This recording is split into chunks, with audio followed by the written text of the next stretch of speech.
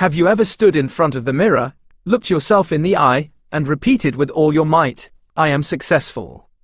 I am wealthy. I am loved," only to feel a hollow echo in your chest? A quiet, insidious voice whispers back, "Who are you trying to fool?"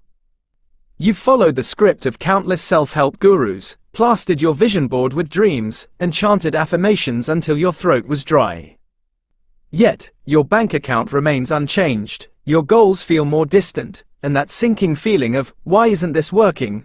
grows into a quiet despair. You are not alone. In fact, you are part of a silent majority who has discovered the devastating secret. Traditional affirmations are often a form of psychological self-betrayal. They ask you to lie to your most primal self, to declare a reality that your nervous system, your lived experience, screams is false. This gap between your words and your deep-seated belief isn't a sign of your failure. It's the flaw in a billion-dollar industry built on oversimplification. This book is not about positive thinking. It is about truth-seeking. It is born from a fundamental, neuroscience-backed insight. The human brain is not a passive recorder of statements. It is an insatiable, answer-seeking machine. When you command it with a declaration like, "I am rich," it rebels, scanning your environment for evidence to the contrary. But when you pose a question, a specific, powerful, and assumptive question like, "Why am I so good with money?" your mind has no choice. It must obey its prime directive. It begins an unconscious, relentless search for proof, for reasons, for evidence that supports the premise of the question. It starts to curate your reality, not from a place of lack and forceful pretending, but from a place of curiosity and discovery. This is the power of affirmations. Why is this the most important psychological tool you can master? Because your life is not shaped by your circumstances alone. It is shaped by the questions you unconsciously ask yourself every single day. Why does this always happen to me? Why am I never good enough? These are the silent affirmations of a life of struggle. What if you could hack that automatic process? What if you could install new, empowering questions that direct your mind to find abundance, strength, and solutions, just as automatically? This is not a theory. It is a system, a methodical practice that has pulled individuals from the brink of anxiety, helped smokers quit 20-year habits without struggle, and guided entrepreneurs through 144 rejections to ultimate success. It works not by masking your doubts, but by using them as the very fuel for transformation. Turn the page. The most powerful question you can ask yourself starts now. Chapter 1. The lie we tell ourselves. Why, faking it, never leads to making it. Let us begin with a story not of success, but of quiet, desperate failure. Imagine a man, call him David. David reads the books. He attends the seminars. He learns that his financial destiny is a mere mindset shift away. Convinced, he begins his daily ritual. Each morning, facing his reflection, he states with forced conviction, "I am a millionaire. Money flows to me easily and effortlessly." For a moment, he feels a surge of hope. Then he drives to his job, a job he tolerates, and opens his bank account on his phone. The number there is familiar, and it is not 7 figures. A wave of cognitive dissonance washes over him. His mind, brilliant and literal, presents the evidence. The modest apartment, the car needing repairs, the calculated grocery bills. The voice of his logical brain, the protector of his psyche, intervenes. This is nonsense. You are not a millionaire. Look around you. The affirmation shatters against the rocks of his reality. Instead of empowerment, he feels a new layer of shame.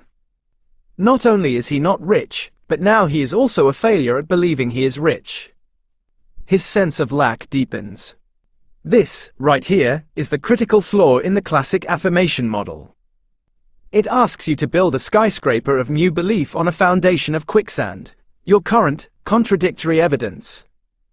It creates an internal civil war between your conscious aspirations and your subconscious programming, a programming built from every experience, every perceived failure, every societal message you've absorbed since childhood. The subconscious mind is not persuaded by blunt force statements it deems false. In fact, it rejects them as threats to its carefully constructed map of the world, a map designed for your survival. Telling a deeply ingrained subconscious belief, "You are wrong," is like telling the heart to stop beating. It will fight back with physiological resistance, stress, and that all too familiar feeling of being a fraud. This gap between word and belief is not a personal shortcoming. It is the fundamental reason why the law of attraction, as popularly sold, fails for so many. You cannot attract what you fundamentally, at a cellular level, believe you do not deserve or cannot have. The energy of wanting is often the energy of lacking, and the universe, and more importantly, your own brain, responds to the core vibration, not the polished mantra. So we are left with a paradox. To change our lives, we must change our beliefs. But to change our beliefs, we cannot simply assert the opposite of what we currently know to be true. We need a backdoor into the subconscious, a way to gently, persuasively, and automatically update that internal map without triggering its defenses. That backdoor is not a statement. It is a question. Because while the mind may argue with a declaration, it is helplessly compelled to answer a question. This is the pivotal turn, the moment we stop trying to convince ourselves of a new truth and start inquiring as if that truth already exists. The journey from lack to abundance, from doubt to confidence, does not start with a shout. It begins with a whisper of curiosity. Why? Chapter 2, The Missing Piece. How one simple shift unlocks everything. Let me ask you something. How are you doing right now? No, really. How are you? Did you notice what just happened inside your skull? The moment you read that question, your brain did something extraordinary. It started searching. It began scanning your body for sensations. It checked your emotional state. It reviewed your current circumstances. All of this happened in a fraction of a second without any conscious effort on your part. You did not choose to search for an answer. Your mind simply obeyed the question automatically. This is the most powerful psychological mechanism you possess, and almost no one talks about it. Your brain is not a storage device. It is a search engine. And like any search engine, it responds to queries. Feed it a question and it will hunt for an answer relentlessly, tirelessly, and often unconsciously. This single truth is the key that unlocks everything we have been discussing. This is why traditional affirmations fail and why affirmations succeed. Think about what happens when you use a traditional affirmation. You stand before the mirror and declare, "I am confident." Your conscious mind speaks the words, but your subconscious mind, the part that actually runs your life, hears a statement and immediately checks it against the evidence. It reviews your memories. It scans your current reality. And when the evidence contradicts the statement, it rejects the input entirely. Worse, it often generates a counter-response. That inner voice whispers back, "No, you are not. You failed last week. Remember what happened at that meeting?" The affirmation becomes a trigger for self-doubt rather than a pathway to belief. Now consider what happens when you ask a question instead. Why am I so confident? Your brain receives this input and something remarkable occurs. It cannot reject a question the way it rejects a false statement.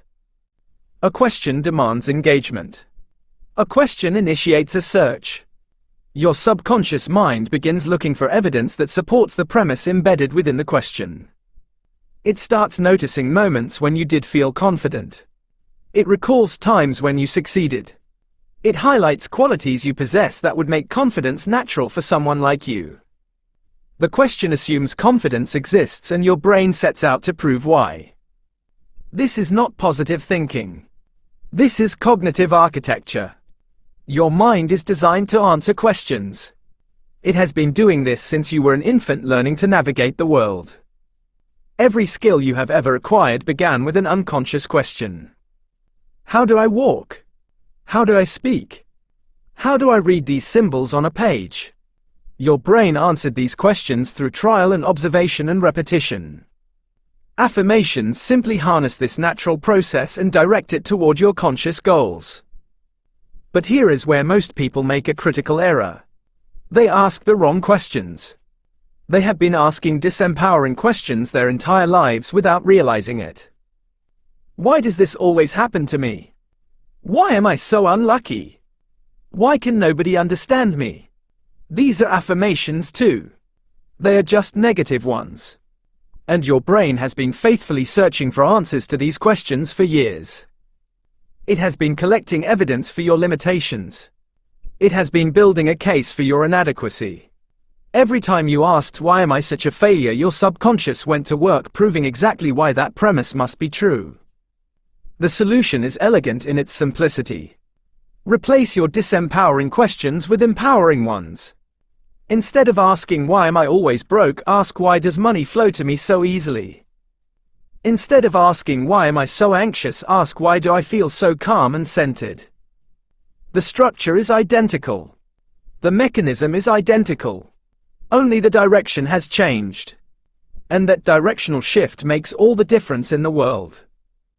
Consider the story of Stephanie. She was 13 years old when her world was consumed by worry. She could not sleep. She could not rest. Her mind raced through every possible catastrophe, every potential failure, every imagined disaster.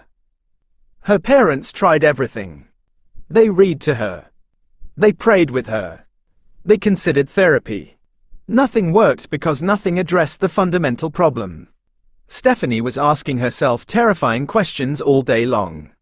What if something bad happens? What if I fail? What if everyone leaves me? Her brain was simply doing its job answering these questions by generating more fear, more scenarios, more evidence that danger lurked everywhere. Then Stephanie learned about affirmations. She began asking different questions. Why is it so good to sleep through the night? Why do so many people love me? Why is it okay to let go of worry? These questions seemed almost silly at first. They assumed realities that did not feel true. But that is precisely why they worked. Her brain could not argue with a question. It could only search for answers. And as it searched, it began finding evidence she had never noticed before. It began constructing a new narrative. Within weeks, Stephanie was sleeping peacefully. Her anxiety had dissolved. The fearful questions that once dominated her mind had been replaced by empowering ones. Her mother Mary watched this transformation with astonishment. She decided to apply the same technique to her own struggles. Mary wanted to start a business, but doubt had paralyzed her for years. She began asking, "Why is my business growing so successfully? Why do customers love what I offer?" Within months, she launched her venture and sales exceeded her expectations. Her husband, who had complained endlessly about his job, used affirmations to discover new career opportunities. One simple shift in how they questioned themselves transformed an entire family. This is not magic, though it often feels that way. This is the natural consequence of working with your brain rather than against it. Traditional affirmations create internal conflict. They pit your conscious desires against your subconscious beliefs, and the subconscious always wins. Affirmations bypass this conflict entirely. They recruit your subconscious as an ally in your transformation. They turn your mind into a detective working on your behalf, searching for evidence of your success, your worthiness, your capability. The question you must answer now is simple. What questions have you been asking yourself? And more importantly, what questions will you start asking today? Chapter 3. Step 1. Ask. The art of knowing what you truly want. There is a question that most people never ask themselves, and it is the most dangerous omission of their entire lives. What do you actually want? Not what your parents wanted for you. Not what society says you should pursue. Not what looks impressive on social media. What do you at the deepest level of your being genuinely desire? Most people cannot answer this question because they have never paused long enough to ask it. They drift through decades on autopilot, following scripts written by others, wondering why success feels hollow and achievement leaves them empty. The first step of affirmations is not about technique. It is about truth. It is about excavating your authentic desires from beneath the rubble of expectation and obligation. Here is something that will change how you see your entire life. Your existence operates through 4 interconnected elements that form an unbreakable chain. The first element is desire. This is the goal, the dream, the thing you want to achieve or become or experience. Perhaps it is financial freedom or a loving relationship or vibrant health or creative fulfillment. Desire is the spark that initiates everything. But desire alone is worthless. It is merely a wish floating in the void. The second element is belief. This is where most people fail without ever understanding why. You can desire something with every fiber of your being, but if you do not believe at a fundamental level that you can achieve it, your desire will never translate into reality. Belief is the bridge between wanting and having. Without it, the next two elements, action and result, remain forever inaccessible. Consider this scenario to understand the devastating power of belief or its absence. Imagine you are standing at home plate in a baseball stadium. You are holding a bat. The pitcher on the mound is a professional athlete from a major league team. He has a fastball that travels at 95 miles per hour.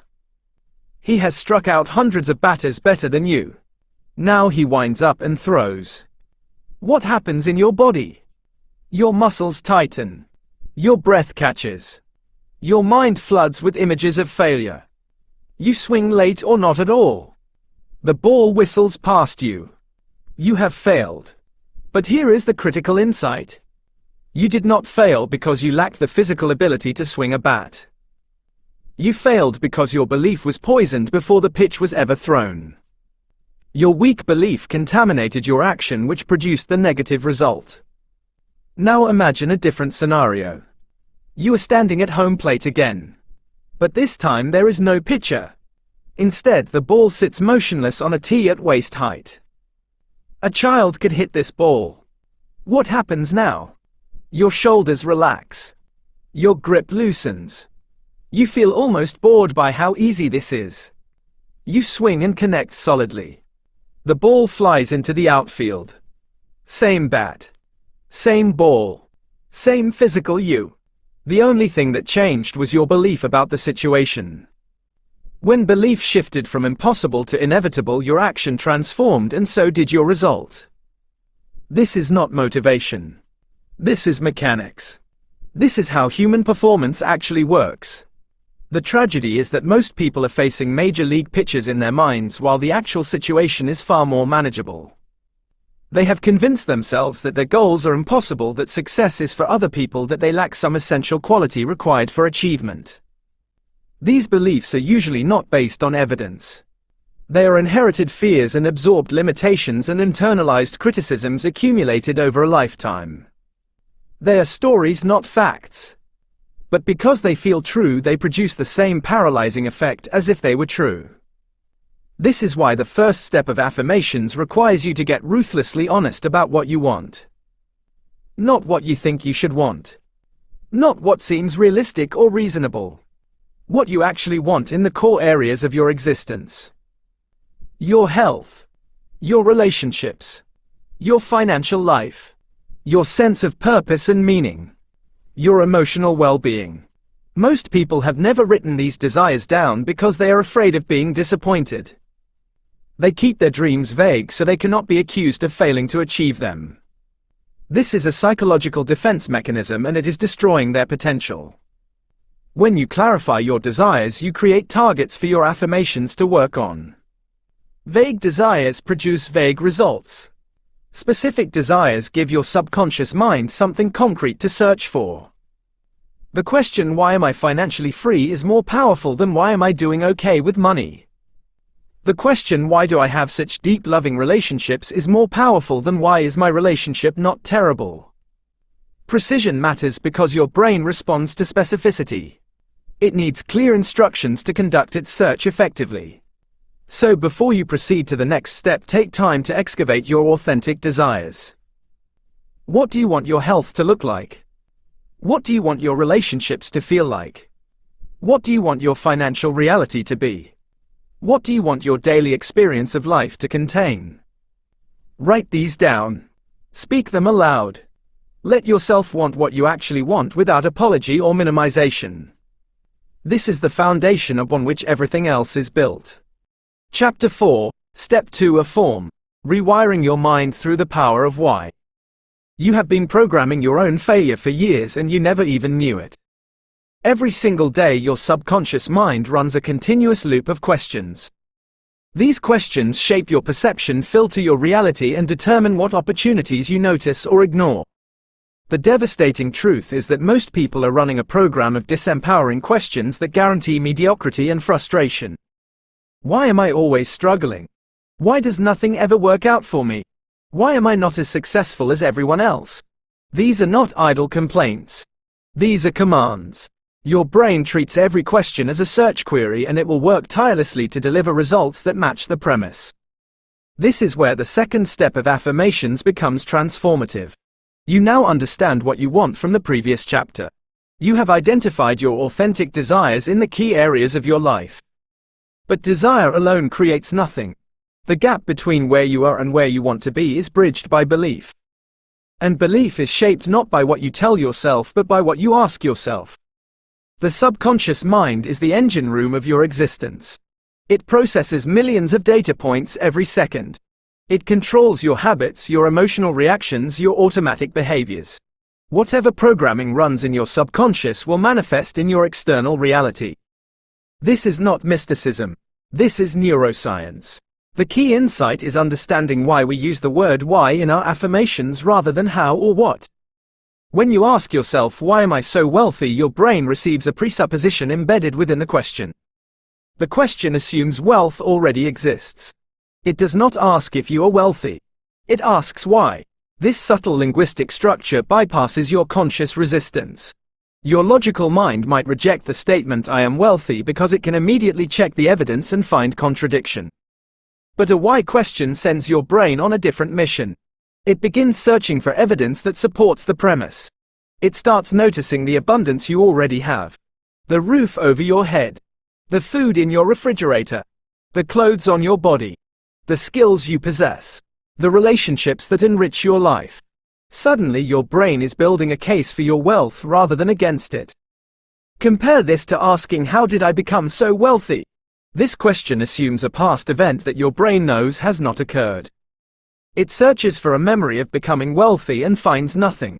The question fails because it asks your mind to locate something that does not exist. But why am I wealthy directs attention to present evidence and future possibilities. It creates a cognitive opening where new beliefs can take root. Now consider the questions you have been unconsciously asking for years. If you struggle with money, you have probably asked yourself, why am I always broke? Your dutiful brain went to work answering this question. It found evidence everywhere. The unexpected bill. The job that does not pay enough. The investment that failed. Every piece of evidence reinforced the premise of the question. You created a self-fulfilling prophecy through the questions you asked. The same mechanism works for relationships, for health, for career success, for every area of life. Why am I so unlovable? Why do I always get sick? Why can I never catch a break? These questions are not observations. They are instructions to your subconscious mind. The transformation begins when you consciously replace these disempowering questions with empowering ones. Take each desire you identified in the previous chapter and convert it into a why question. If you want financial abundance, ask, why am I so good at creating wealth? If you want better relationships, ask, why do I attract such loving, supportive people into my life? If you want vibrant health, ask, why does my body heal and strengthen so naturally? The structure is identical to your old questions. Only the direction has changed. And that directional shift will redirect the entire trajectory of your life. Your subconscious does not know the difference between a question you ask consciously and one you ask habitually. It simply responds to whatever query it receives. By deliberately installing new questions, you reprogram the search algorithm of your mind. You redirect its immense processing power toward finding evidence for your success rather than your failure. This is not positive thinking. This is strategic cognitive restructuring. You are using the natural architecture of your brain to serve your conscious goals instead of your unconscious fears. Chapter 5, Step 3. Accept the hidden power of embracing your reality. There is a paradox at the heart of transformation that most people never understand. To become something new, you must first accept what you already are. To move forward, you must first acknowledge where you stand. This sounds counterintuitive. If you want change, why would you accept your current situation? Should you not reject it? Should you not fight against it? The answer reveals one of the deepest secrets of human psychology. Resistance creates persistence. What you fight against grows stronger. What you accept loses its power over you. This is the third step in the affirmations process, and it is where many people stumble. They have identified their desires. They have transformed those desires into powerful why questions. But they skip this crucial step of acceptance. They try to leap from where they are to where they want to be without ever landing firmly in the present moment. This creates an internal tension that sabotages their progress. Their subconscious mind senses the disconnection between their questions and their reality. It registers the gap as a threat, and it responds by pulling them back to familiar territory. Acceptance is not resignation. This distinction is critical. Resignation says this is all there will ever be. Acceptance says this is where I am right now and I acknowledge it fully. Resignation closes doors. Acceptance opens them. When you accept your current reality, you stop wasting energy fighting against what already exists. You free up that energy for creation instead of resistance. You ground yourself in truth rather than floating in denial. Here is how acceptance works with affirmations. When you ask yourself, "Why am I so wealthy?" your brain begins searching for evidence. But if you have been living in financial struggle, your brain may initially find very little. This is where acceptance becomes essential. Instead of forcing yourself to believe something that contradicts your lived experience, you accept that you are on a journey. You accept that wealth has many forms. You accept that the seeds of abundance may already exist in your life even if they have not yet bloomed. The practice involves engaging with your affirmations through multiple channels. You write them down, allowing your hand to connect with the words. You read them aloud, letting your eyes and voice reinforce the message. You speak them throughout the day, embedding them in your consciousness. You listen to recordings of yourself saying them, allowing the words to penetrate while you rest or travel. This multi-sensory approach accelerates the acceptance process because it engages different parts of your brain simultaneously. But here is the deeper truth about acceptance. It is not primarily about believing your affirmations are already true. It is about silencing the inner critic that tells you they can never be true. Your mind contains a relentless narrator who comments on everything you think and do. This narrator has been shaped by every criticism you have ever received, every failure you have ever experienced, every limitation you have ever absorbed from your environment. When you ask an empowering question, this narrator often responds with mockery or dismissal. Acceptance neutralizes this narrator. When you accept your current situation fully, the narrator has nothing to fight against. When you acknowledge that yes, you may not be wealthy yet, but you are exploring why wealth could flow to you, the narrator loses its ammunition. You are no longer making a claim that can be disputed. You are asking a question that invites exploration. Consider the story of a woman who faced what seemed like an impossible challenge. She had signed up for a marathon she loved running, but after registration she received devastating news. She needed heart surgery. Her heart had been growing weaker for years and now it required medical intervention. After the surgery, her doctor cleared her to participate in the race, but she was terrified. Every time she imagined running, she saw herself collapsing on the course. She pictured her heart failing. She felt the panic of struggling to breathe. This woman discovered affirmations and began using them during her training. She asked herself, "Why is my heart so strong? Why do I feel so confident? Why do I believe I can finish this race?" But here is what made her approach work. She did not pretend she was not afraid. She accepted her fear fully. She acknowledged the reality of her medical history. She did not try to convince herself that nothing could go wrong. Instead, she accepted her situation and then asked questions that directed her mind towards strength and possibility. During the race, whenever she felt weak, she returned to her affirmations. She repeated them silently with each step. And something remarkable happened. Not only did she find strength she had not known she possessed, but she noticed other runners struggling around her. She began sharing her affirmations with them. A group of women joined her and together they repeated the empowering questions. They drew strength from each other. They laughed together despite the difficulty. And they all crossed the finish line. This woman later said that she had been terrified throughout the race. But she believed in herself. She trusted the process. She accepted her fear and moved through it rather than being paralyzed by it. This is the power of acceptance combined with affirmations. You do not deny reality. You do not pretend everything is perfect. You acknowledge exactly where you are and then you ask questions that guide your mind toward where you want to be. The key is patience. Some affirmations will take root quickly in your mind. Others will require more time. Beliefs that have been reinforced for decades will not dissolve overnight. But with consistent practice, your inner landscape begins to shift. The narrator grows quieter. The evidence for your new reality grows stronger. And gradually what once seemed impossible starts to feel inevitable. Chapter 6, Step 4 Act, the bridge between dreams and reality. There is a truth that separates those who transform their lives from those who merely dream about transformation. That truth is devastatingly simple. Nothing happens until you move. You can ask the most powerful questions. You can rewire your subconscious mind. You can accept your reality and strengthen your beliefs. But if you never translate that internal shift into external action, your life will remain unchanged. Affirmations are not magic spells that conjure results from thin air. They are psychological tools that prepare you for action and sustain you through the inevitable challenges that action brings.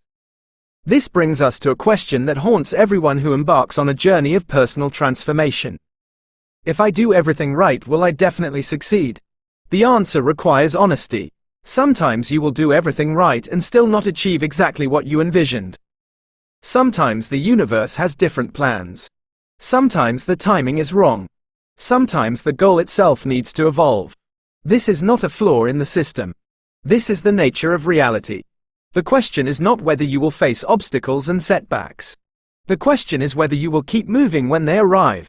Consider one of the most remarkable stories of persistence in modern publishing history. A man sat in meditation one day and an idea came to him. He wanted to write a book that would uplift people and make them feel better about their lives. The title arrived in his consciousness as if delivered from somewhere beyond himself. He partnered with another writer and together they poured their hearts into creating this book. They believed in it completely. They knew it could help millions of people. And then they went to find a publisher. The first publisher said no. They moved to the next one. No again. They kept going. Publisher after publisher rejected their manuscript. They heard every possible criticism. The book was too positive. It would not sell. Nobody wanted to read stories like this. The market was not ready. Lesser men would have quit after 10 rejections. Or 20. Or 50. But these two authors had something that most people lack. They had unshakable belief combined with relentless action. How many times were they rejected before finding a publisher willing to take a chance on their book? 144 times. That number deserves to sit with you for a moment. Imagine the emotional toll of hearing no 144 times. Imagine the doubt that must have crept in. Imagine the voices telling them to give up and pursue something more realistic. Yet they persisted. And when that book finally found its publisher, it became one of the best-selling book series in history. It spawned an entire industry of related titles. It touched hundreds of millions of lives around the world. What allowed these authors to endure such prolonged rejection? They had mastered the internal game before playing the external one. They did not let their past failures define their future possibilities. They made a conscious decision to change their mindset about themselves and their situation. They maintained their belief even when external evidence suggested they should abandon it. And critically, they kept taking action. They did not sit at home visualizing success. They went out and knocked on doors. They made calls. They sent manuscripts. They showed up. This is the fourth step of affirmations in its fullest expression. Action is not something you do after you feel ready. Action is what makes you ready. Action is what generates the feedback that refines your approach. Action is what builds the momentum that eventually becomes unstoppable. Your affirmations prepare the soil. Your actions plant the seeds. And persistence waters them until they grow. Sometimes the results will come quickly. Other times they will take far longer than you anticipated. The timeline is not entirely within your control. But your commitment to continued action is completely within your control. Every day you have a choice. You can ask empowering questions and take empowering actions. Or you can surrender to doubt and inertia. The successful choose the former not once but repeatedly over months and years until their reality transforms. Chapter 7. Affirmations for Overcoming Bad Habits. Rewiring Your Automatic Self. Every morning you wake up and without conscious thought you begin a series of behaviors. You brush your teeth in a particular pattern. You prepare your morning beverage in a specific sequence. You check your phone at predictable moments. You speak to yourself in familiar ways. These are your habits. They are the autopilot programming that runs most of your life while your conscious mind attends to other matters. And here is what makes habits so powerful and so dangerous. They operate beneath the level of conscious awareness. By the time you notice a habit, it has already been running for seconds or minutes or in some cases hours. Habits exist in three interconnected forms. The first form is thought habits. These are the patterns of thinking that cycle through your mind automatically. They include the questions you ask yourself by default and the interpretations you assign to events. If your thought habits are negative, they generate a constant stream of discouragement that undermines everything you try to build. The second form is word habits. These are the phrases and statements you repeat to yourself and others. Your words emerge from your thoughts and in turn reinforce those thoughts, creating a feedback loop that can either lift you or drag you down.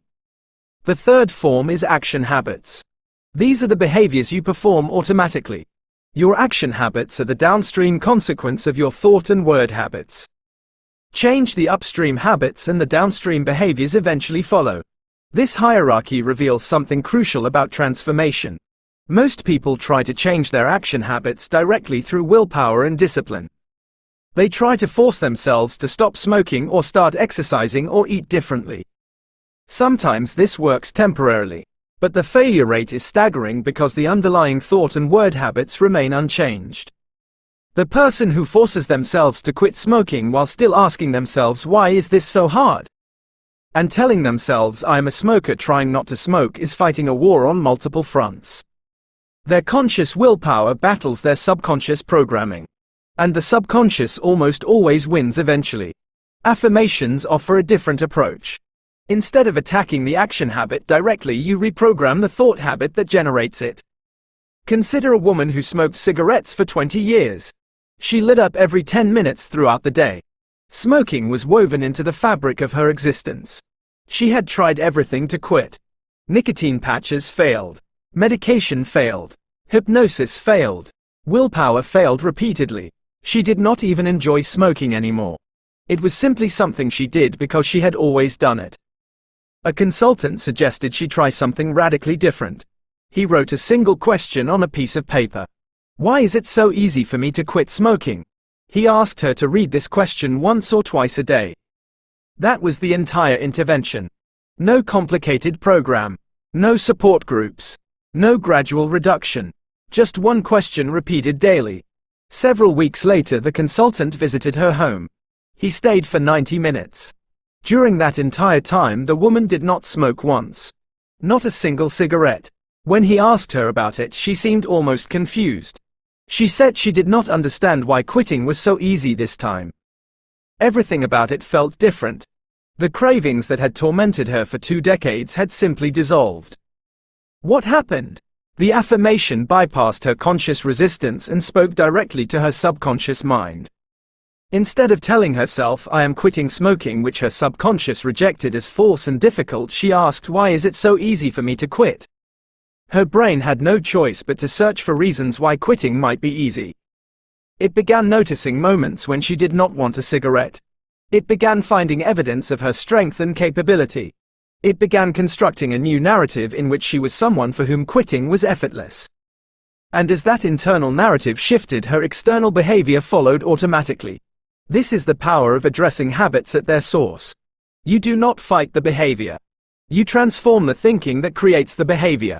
You do not exhaust yourself with willpower. You redirect your mind toward a new pattern that makes the old behavior obsolete. Conclusion. The question that changes everything. You have now traveled through an entire system of transformation. You have learned why traditional affirmations fail for so many people. You have discovered the neurological truth that your brain is a search engine compelled to answer any question posed to it.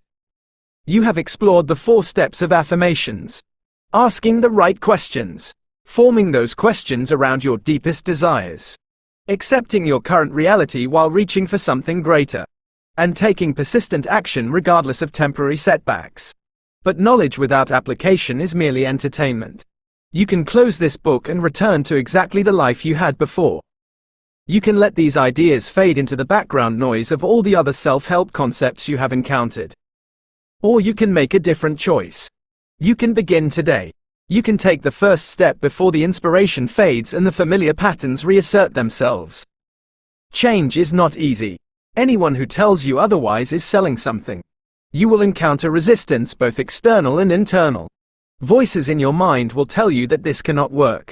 That you are not the kind of person who transforms. That your circumstances are different and more difficult than everyone else's. These voices are not telling you the truth. They are protecting you from the discomfort of growth. They are keeping you safe in a prison of familiarity. The most powerful thing you can do right now is simple. Choose one area of your life where you desire change. Formulate a single affirmation that assumes that change has already occurred.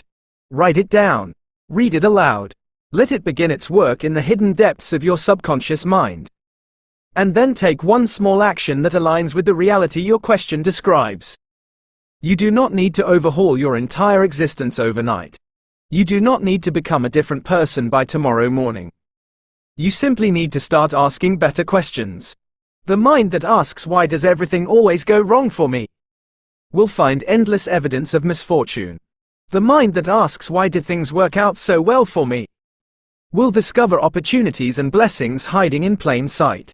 Same world, same circumstances, different question, different life. The question you must answer now is the only one that truly matters. What empowering question will you start asking yourself today? Your future is listening for your answer.